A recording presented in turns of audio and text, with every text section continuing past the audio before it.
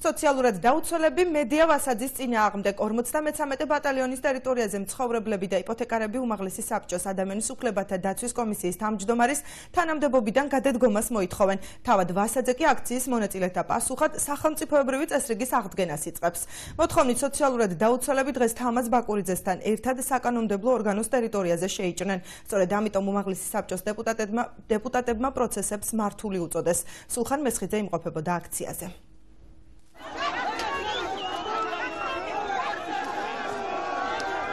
აჭარის უმაღლესი საბჭოს დეპუტატ მედია ვასაძის გადადგომის მოთხოვნით მოქალაქეები დღეს საბჭოს ტერიტორიაზე შეიჭრნენ.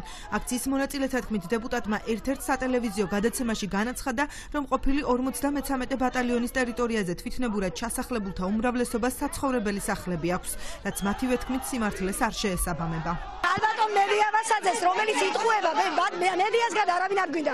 ვინც შეურაცხყოფილად შეურაცხყოფა მიაყენა იმ 500 ბავშვს, იმ ქალბატონს ვიტყვეთ გამოვიდეს გარეთ. თუ ამან კომპეტენციებში არ შედის ჩვენი მდგომარეობა, აბა ვინ უნდა მოგხედოს, ვინ უნდა დაგვიცვას? ჩვენ ამათ ხმა მივეცით, ჩვენ ამათ მანდატი მივეცით, რომ მოვიდნენ.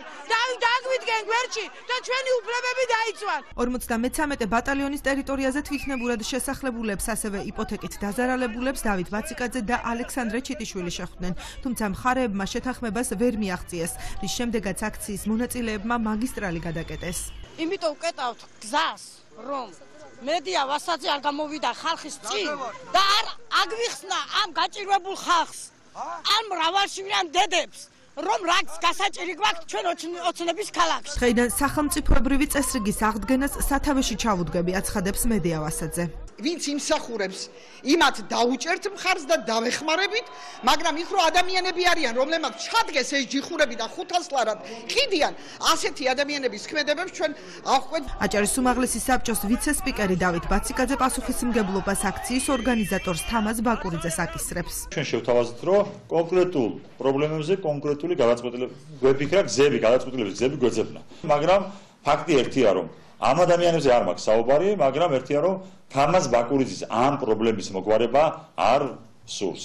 თამაზ ბაკურიძე მხოლოდ და მხოლოდ აპირებს დაიწეროს ქულები. ბრალდების ადრესატი თამაზ ბაკურიძე ირწმუნება, რომ პროტესტის მსგავს ფორმას ემიჯნება.